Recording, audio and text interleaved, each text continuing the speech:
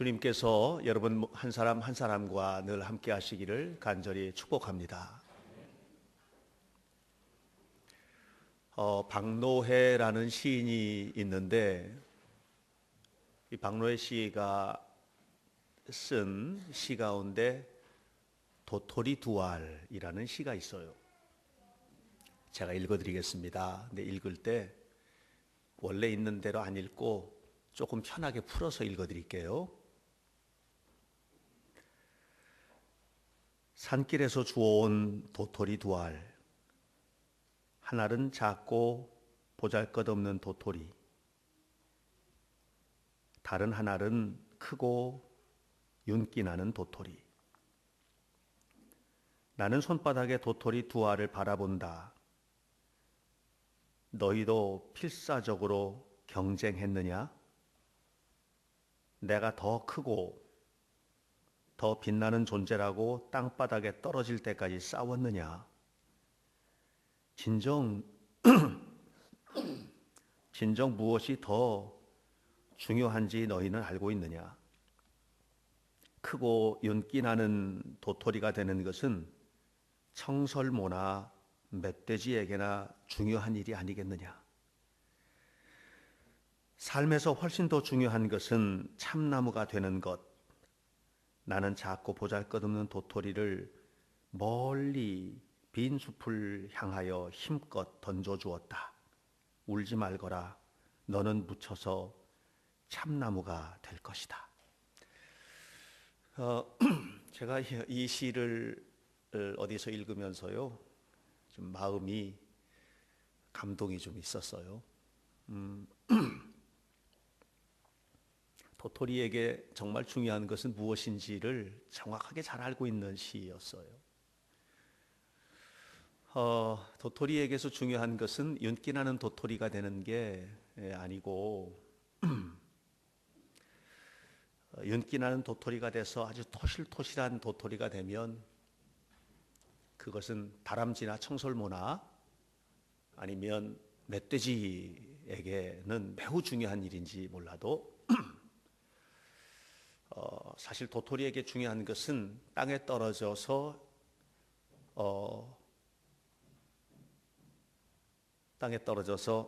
그 도토리가 싹이 나고 참나무가 되는 것이죠. 박노해 시인은 그것을 정확하게 잘 알고 있었던 것이죠. 신앙인이 된다는 것은 무엇일까요? 우리는 신앙인이 된다는 것을 어떻게 이해를 하느냐 하면 세상에서 윤기 나는 사람이 되는 것, 이것과 연결을 시켜요. 그래서 예수님을 믿는다는 것은 병든 사람이 병을 낫고 가난한 사람이 사업 잘 돼서 돈 많이 벌고 우리 아이들 좋은 대학 가고 이것을 신앙생활에 대한 대가로 늘 연결을 시켜서 생각을 하는 경향이 매우 커요. 그런데 신앙인이 된다는 것은 그런 게 아니고요. 신앙인이 된다는 것은 하나님의 뜻대로 살기로 결심하는 거예요. 도토리가 참나무가 되는 것처럼 우리도 하나님의 백성이 되는 거예요. 그래서 하나님께서 원하시는 대로 살고 하나님께서 이끌어 주시는 대로 순종하면서 살면서 내게 맡겨진 일이 보잘것없어 보여도 나에게 주어진 일이 별것 아닌 것 같아도 이 보잘것없는 볼품없는 도토리 같은 모습이 내 손에 주어져 있다 할지라도 정말 정성껏 살고 최선을 다해서 살아가는 것, 이것이 바로 신앙인이 되는 것이죠. 그래서 우리들에게 중요한 것은 저는 두 가지라고 생각해요. 하나는 하나님의 자녀답게 되는 것, 이게 중요하고요. 하나님의 자녀답게 되는 것. 또 하나, 자기답게 되는 게 중요해요. 사실 우리가 살면서 자기다움을 잃어버리는 경우들이 참 많아요. 왜냐하면 자꾸 비교가 돼서 그래요. 비교가 되니까 사실 뭐 다 머리가 천재는 아니지 않습니까? 아이들이 다 천재는 아니잖아요. 다 피아노 잘 치는 것도 아니고요. 다 무언가 그림을 잘 그리거나 뭐 재주가 좋거나 그런 건 아니잖아요. 근데 나에게 주어진 것들이 다 다르죠. 그래서 하나님의 자녀다움과 동시에 나다움, 하나님께서 나에게 맡겨주신 나다움을 회복하는 것. 모두 다 키 크고 모두 다 잘생기고 그런 것 아니죠. 그런데 우리가 이런 그 하나님의 자녀다움이나 나다움을 잃어버리는 결정적인 것은 비교 때문인데, 그래서 자꾸 이렇게 비교하고 저렇게 비교하다 보면 깊이 불행해져요. 아주 불행해져요. 그래서 사르트르라고 하는 철학자는 그런 얘기했어요. 이웃은 나에게는 지옥, 그렇게 얘기했어요. 이웃이 나에게 지옥이 되는 게 뭐예요? 자꾸 비교되니까. 근데 저는 이게 우리 자녀들의 입장에서 보면 이게 조금 다르게 해석이 돼요. 엄친아라고 혹시 알아요? 엄마 친구 아들. 그 잘 모르시는 분들 제가 설명드릴게요. 엄마가 자식들 야단칠 때 항상 하는 거 있거든요. 야, 엄마 친구 아들은 이번에 어디 대학 갔어? 엄마 친구 아들은 이번에 콩쿨 대회 나가서 어떻게 됐어? 엄마 친구 딸은, 이게 이제 엄친아, 엄친 딸인데 이상적인 자녀를 말할 때 이제 그렇게 말하잖아요. 그래서 저는 엄친아는 나에게서 지옥, 엄친 딸은 나에게서 없었으면 좋을 애, 뭐 이렇게 생각해요. 그래서 하나님은 사실 우리를 아무에게도 비교하지 않으시죠. 하나님은 우리를 1대1로 만나주시지요. 우리를 누구와 비교해서 만나주지 않으시거든요. 그래서 여러분은 하나님에게 있어서는 비교의 대상이 아니에요.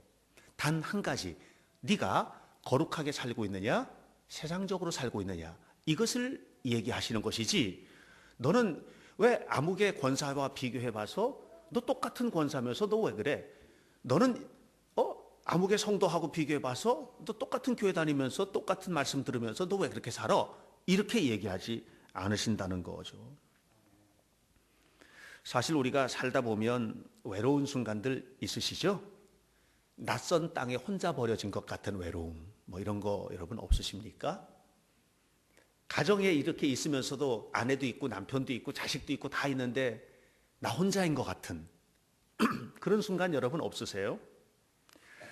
여러분 살다 보면 인간관계 때문에 마음의 상처를 받는 일 없으세요? 정말 믿었었는데, 정말 믿었던 친구인데, 아니면 정말 믿었던 사람인데 버림받은 것 같은, 그래서 너무나 괴롭고 힘든, 마음이 심란한 그런 순간들 없으세요? 그러나 여러분, 우리 하나님은요, 어떤 경우에든지 여러분 아셔요. 여러분이 하나님을 잊을지언정, 그 성경은 이렇게 표현해요. 엄마가 자기가 젖먹이는 아기를 잊을지언정 나는 너를 잊은 적이 없어, 이렇게 말씀하시거든요. 그러나 하나님은 우리를 한 번도 잊으신 적이 없으세요. 여러분이 하나님을 잊을지라도 하나님은 그러셔요. 하나님은 언제나 우리 곁에 계시고요, 언제나 사랑으로 이끌어 가세요. 우리의 모습이 보잘것없는 도토리 한 알 같을 수 있어요. 누구랑 비교해 보면 저 사람은 정말 윤기나는 인생인데, 저 사람은 정말 너무 대단한데, 근데 나는 왜 이래? 나는 이런 직업이야. 나는 왜 이렇게 힘들어? 내 자식들은 왜 이래? 내가 가진 게 전부 다 보잘것없어 보이는 거예요. 내가 가진 게 그렇게 너무나 형편없고 보잘것없어 보여도 여러분 한 가지 아세요?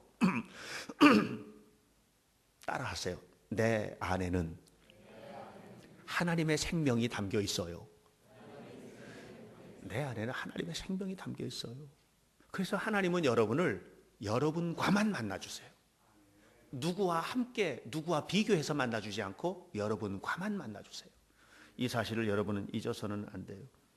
그래서 저는 오늘 아침에 내가 알아야 될 게 정말 중요한 게 두 가지가 있다고 생각해요.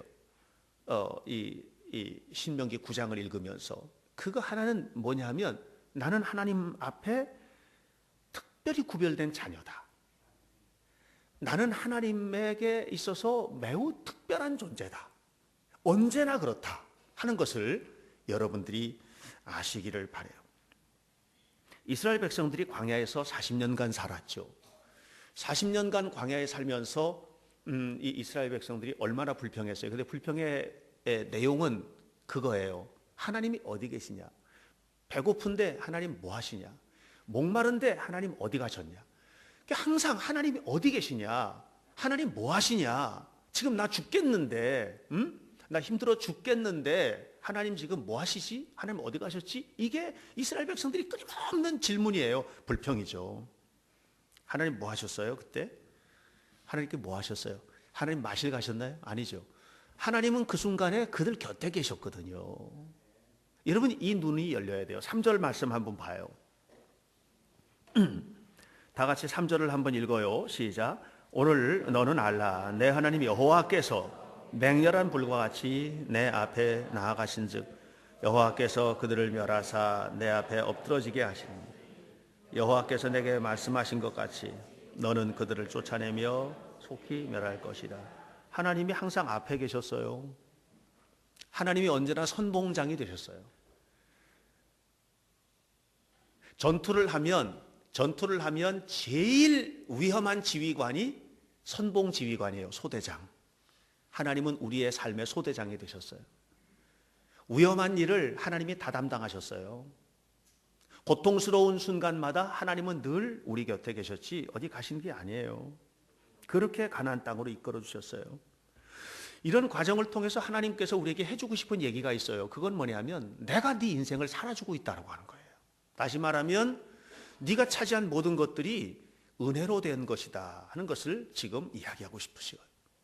너가 차지하고 있는 모든 것들은 너의 행위에 대한 보상이 아니다. 내가 너에게 은혜로 준 것이다 하는 것입니다. 그래서 은혜로 주신 이유에 대해서 우리가 알아야 돼요. 왜 너에게 그렇게 은혜로 줬냐? 너희가 뭐 대단히 의롭고 너희가 대단히 잘나서가 아니다. 내가 너에게 은혜로 가나안 땅을 준 이유가 있다. 내가 너에게 은혜로 이 40년간의 광야 생활에서 이끌어준 이유가 있어. 그 이유가 뭔 줄 아느냐? 5절이에요. 5절이에요. 다 같이 읽습니다. 5절 이거 우리가 여기 있는 거 읽지 말고요. 주보에 보면 공동번역 성경을 제가 기록을 해놨거든요. 훨씬 읽기가 편합니다.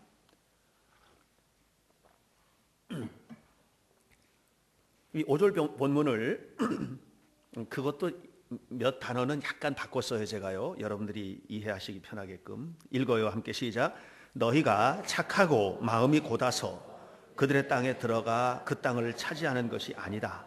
그 백성들이 나쁘기 때문에 너희 하나님 야훼께서 그들을 너희 앞에서 쫓아내는 것이다.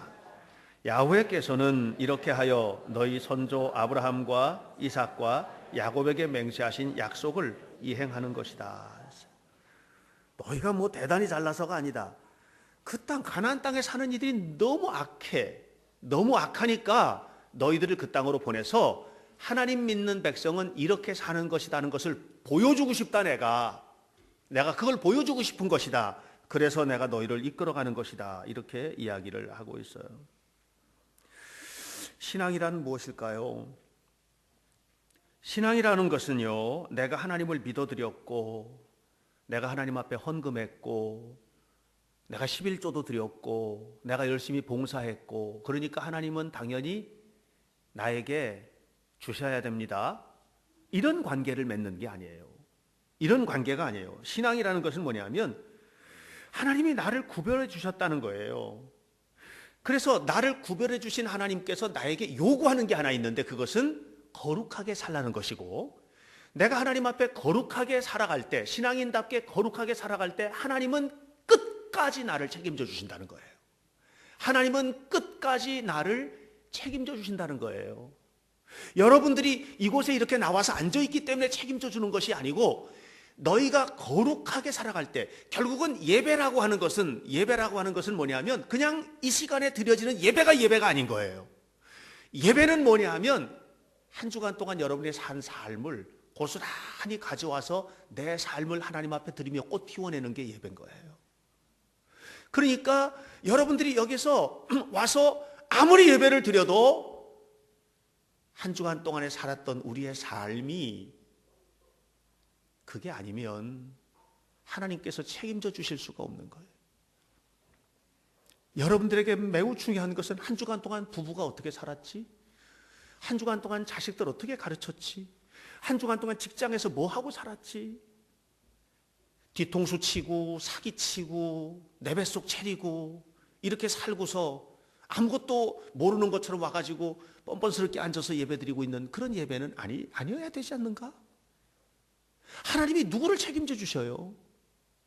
하나님은 여러분 한 사람 한 사람을 그렇게 책임져 주고 싶은 거예요. 그래서 신앙생활이라는 것은 뭐냐면 하나님, 내가 이렇게 하나님 앞에 살았습니다. 이제 하나님의 차례입니다 하고 말씀드릴 수 있는 자세, 그 자리에까지 가는 것이 바로 신앙생활. 그런데 이스라엘이 그렇게 못 살았잖아요. 가나안 땅에 있는 백성들이 너무 악하니까 그들을 몰아내고 이스라엘 백성들을 가나안 땅에 집어넣어 주셨는데 그들이 그렇게 못 살았잖아요, 거기서. 그래서 어떻게 됐어요? 그 땅을 뺏긴 거예요. 하나님께서 너네도 아니다 하고 내보냈어요. 어떻게 해요? 기원전 587년에 바벨론 왕 느부갓네살이 그 땅에 들어와가지고 싹 내보냈어요.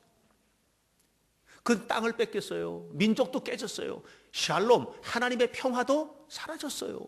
모든 것이 다 끝나버리고 말았어요. 왜 그랬어요? 하나님의 뜻대로 살지 못했기 때문에 하나님께서 그들을 책임져 주지 못한 거예요. 저는 여러분, 우리는 하나님을 믿는 사람이라면 거룩한 삶에 대한 열망이 좀 필요하다고 생각합니다. 물론 우리 하고 싶은 거 많죠. 자식들도 잘 가르쳐야 되겠고 좀 편안하게 어디 놀러도 다니고 좋은 집에서 살고 이왕이면 좋은 차도 사고 뭐 그랬으면 좋겠다는 생각, 그런 것들이죠.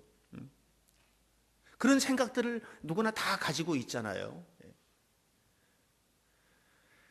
그런데 오늘 우리가 하나님 앞에서 살아갈 때에 이런 세상적인 욕망과 욕구보다는 조금은 좀 더 하나님 앞에서 바른 모습으로 살아가도록 애쓰는, 내가 주인으로서 사는 것이 아니라 하나님이 내 삶의 주인이 되도록 헌신하는 이런 삶을 우리가 살아야만 할 것이라고 생각합니다. 하나님께서 우리에게 요구하시는 것은 하나님 앞에 성실하라는 겁니다. 거룩하게 살라는 겁니다. 그러면 하나님이 내 편이 되시고 내 앞에서 끊임없이 이끌어 주시겠다는 겁니다. 이것이 신명기서가 우리에게 계속해서 이야기하는 내용입니다. 이 교회의 미래는 누구의 손에 달렸을까요? 여기 앞에 있는 박행신 목사의 손에 달렸을까요? 아마 많은 사람들이 그렇게 생각하실 수도 있을 거라 생각합니다. 또 저도 그렇게 생각합니다. 현대교회 미래가 나의 손에 달렸다. 그렇게 생각하니까 저 열심히 목회해야 돼요. 그런데 이런 생각은 여러분 한 사람 한 사람 모두의 것이어야 해요. 교회의 미래가 내 손에 달렸다. 이 교회의 미래는 다른 사람이 아니야. 내 손에 달렸어. 할렐루야. 이 믿음을 가져야 해요. 이런 사람이 작은 일도 크게 해요. 이런 사람이 사소한 일도 불평 없죠. 왜냐하면 여기는 내 책임의 장소니까. 이 민족의 미래가 누구의 손에 달렸어요? 대통령에게 달렸어요? 아니죠. 나에게 달렸어요. 나에게. 저 그렇게 생각해요. 나에게. 그래서 내가 서 있는 현장에서 내가 최선을 다할 수밖에 없는 이유는 내가 이 민족을 책임지는 사람이라서. 여러분 그렇게 생각하세요? 여러분 스스로가. 여기 앉아있는 이 아이들, 여기 앉아 계신 여러분들 한 사람 한 사람 모두가 목사인 내가 책임져야 될 사람이라 생각하는 거예요. 여러분은 어떻게 생각하세요? 옆에 계신 분이 여러분의 책임의 대상이라고 믿으세요? 우리가 모두 다 그런 믿음으로 살아야 되지 않겠어요? 예. 여러분 어떠십니까? 우리가 살아가는 모든 데 있어서 하나님이 관심 가지고 있는 내용이 뭐예요? 장로가 대통령이 되는 거. 한국교회가 그게 한국교회 사명인 줄 알고 떠들어댔지만 하나님은 그런 데 관심 없어요. 국회의원 선거 얼마 안 남았죠? 예, 국회의원 선거 있잖아요. 이번에 국회의원 선거에서 기독교인이 몇 명이나 국회의원에 당선되는 거. 하나님은 거기 관심 없어요. 하나님이 정말 관심 있는 건 뭐냐면 우리 그리스도인들 한 사람 한 사람이 모두가 다 하나님의 자녀답게 살아가는 데 있는 것 아니겠어요? 그렇게 살아야 교회가 부흥되죠. 그렇게 살아야 여러분 가정이 복이 되죠. 그렇게 살아야 이 민족의 미래가 있지 않겠어요? 예. 여러분은 하나님께서 여러분을 통해서 하나님 이 땅에 살아계심을 증명하고 싶은 특별한 존재로 부름을 받은 겁니다. 이 사순절에 나는 하나님의 자녀로 부름을 받았다. 보잘것없는 도토리 모습일지 몰라도 나는 세상에 윤기나는 도토리들하고는 전혀 다른 도토리다. 이런 믿음을 가지고 하나님 앞에 살아가는 성도들이 되시기를 축원합니다. 그래서 이런 믿음을 가진 사람들은 하나님의 자녀답게 살기를 실천하는 거예요. 하나님의 자녀답게 살아가는 일이 실천돼야 돼요, 내 속에서. 성경에 보면 6절에 이런 얘기가 나와요. 목이 곧은 사람들, 이스라엘 백성들이 목이 곧다는 거예요. 목이 뻣뻣하게 곧아요. 목이 곧다는 말이 무슨 말이에요? 목이 곧다는 얘기는요, 자기만 잘났다는 얘기예요. 자신의 뜻을 절대로 굽히지 않아. 그리고 자신의 뜻을 굽히지 않을 뿐만 아니라 목을 뻣뻣하게 세우고 이 옆에 힘줄이 쫙 생기면 그러면 상대방 전혀 생각하지 않아. 핏대를 내고 하나님을 향해서도 손가락질하고. 이스라엘 백성들이 40년간 광야 생활 내내 했던 일이 그렇게 목을 곧게 세우고 하나님 앞에 당당하게 손가락질해야 되는 일을 한 거예요. 여러분 누구랑 싸울 때요, 목을 빳빳이 세우고 옆에 힘줄 생기는 거 보면 얼른 고개 숙이고요, 그냥 가버리세요. 못 이겨, 절대로. 그런 사람을 이길 수는 없어. 이렇게 지는 게 내 자존심 상하지 않는 거예요. 얼른 돌아서서 가버려야 돼. 꼭 그렇게 하세요. 아멘 하시는 분들은 그렇게 할 것 같은데, 아멘 안 하신 분들은 자기도 목사님 그런 말 하지만 저도요 목 있고 핏대 있어요. 이렇게 그렇게 싸워보세요. 둘 다 혈압만 오르고요, 약값만 많이 나가요. 안 돼. 여러분, 우리가 아이들을 키우다가도 보면은 애들이 도대체 이놈이 내가 난 새끼 맞나 싶을 때 있잖아요. 있잖아요. 어느 순간인가 자녀에게 축복의 대상이 아니고 엄마한테 해보겠다고 쇠스랑 가지고 덤벼들어 가지고 쇠스랑 가지고 어디 긁는 줄 아세요? 속을 박박 긁어 놓는 듯이. 그런 때가 있거든요. 이게 그러니까 그 순간에는 이게 자식이 아니고 뭐예요? 왼수예요. 자식이 아니고 왼수. 이게 자식이 아니고 왼수인 거예요. 사탄이 특별히 파송해 놓은 애 같은 그런 마음에 드는 순간들이 있어요. 그런데 여러분 아셔야 돼요. 내가 하나님 앞에 꼭 그렇게 살고 있는 거예요, 지금. 내가 하나님 앞에 하나님의 마음을 박박 긁다 못해 아예 십자가의 못을 박아버렸어. 이게 우리들의 모습이에요. 우리가 하나님 앞에 특별한 존재로 택함을 받았다는 표시가 아무데도 드러나지 않아. 어디를 갖다 놔도 저 사람이 예수 믿는 사람 같지 않아. 이런 모습으로 우리가 살고 있어요. 이스라엘을 향하신 하나님의 목적이 뭡니까? 이스라엘 백성들 애굽에서 나와서 가나안 땅에 딱 갖다 놓는 거. 우리가 보통 그렇게 생각하죠. 가나안 땅이 목표다. 아니에요. 그건 우리의 목표예요. 우리의 목표는 가나안 땅이 목표예요. 가나안 땅은 뭐예요? 축복이 성취되는 장소. 모든 게 잘 되는 곳. 이것이 이제 가나안 땅이죠. 그런데 하나님의 목표는요, 이스라엘 백성들을 가나안 땅에 갖다 놓는 게 목표가 아니에요. 여러분 잘 아시죠? 아까 읽었잖아요. 그들이 악하니까 너네들 갖다가 거기다 놓고 하나님 백성답게 사는 삶이 뭔지를 좀 증명해내고 싶은 거예요. 이게 하나님의 목표예요. 여러분들 하나님이 왜 택했어요? 복 받게 하려고? 당연하죠. 하나님은 우리에게 얼마나 많은 복을 주시는데. 근데 알고 보면 그게 아니에요. 하나님의 자녀답게 살라는 거예요. 어디서든지 그렇게 살라는 거예요. 어디서든지. 사업을 해도, 기업을 가져도, 직장 생활을 해도, 학교를 가도, 어딜 가든지 하나님의 자녀다움을 증명하라는 거예요. 요즘에 우리 하이닉스 이제 승진 기간이 돼가지고 승진들 많이 하시고, 다들 승진들 많이 하셔서 정말 감사하고 축복드리고 싶어요. 그런데 그거는 여러분 좋은 거예요. 여러분 좋은 거예요. 사실 이런 거 있잖아요. 왜 옆에 누군가가 승진했다 그러면은 페이스북에도 보니까는요. 축하해요. 근데 어쩌면 말로만 축하하는 거예요. 나는 승진 못 해가지고 아주 속이 터져요. 아셨어요? 여러분만 좋으신 거예요. 하나님도 좋으실까요? 하나님은 여러분이 과장되고 부장되고 이사되고 사장되는 거 거기에 관심이 있어요? 없어요. 죄송한데 하나님이 어디에 관심이 있어요? 하나님 뜻대로 사냐에 관심이 있어요. 하나님 뜻대로 사세요? 하나님 마음에 합당하게 사세요? 하나님이 여러분 자녀들 서울대 가고 하버드 유학 가고 옥스퍼드 가고 하나님의 관심이 맨 거기에 있어요? 아니에요. 하나님의 관심이 어디 있냐는 거예요. 여러분들이 지금 있는 자리, 그 자리를 아름다운 자리로 만들라는 거예요. 이 현대교회를 어떻게 만들어 가겠냐는 거예요. 여러분의 가정이 어떤 가정이 돼야 되겠냐는 거예요. 지금 여러분들이 직장에서의 삶이 너는 지금 어떤 삶이냐는 거예요. 책임지라는 거죠. 그런데 신앙생활하면서도 약점이 뭡니까? 신앙생활하면서 맨 약점이 뭐냐면 저 사람은 신앙이 참 좋아. 그러면 가보면 뭐냐면 헌금 많이 했어. 봉사 많이 해. 주일 예배 빠지지 않아. 근데 이것이 신앙생활하고 정비례 관계에 있다고 생각하지는 않아요. 새벽 기도를 늘 잘 나와야 꼭 신앙이 정말 좋은 사람이지요. 입니다. 예. 못 나오시는 분들 괜히 위로받으려고 벌써 준비하고 계시지 마세요. 예. 그런데 꼭 그런 건 아니에요.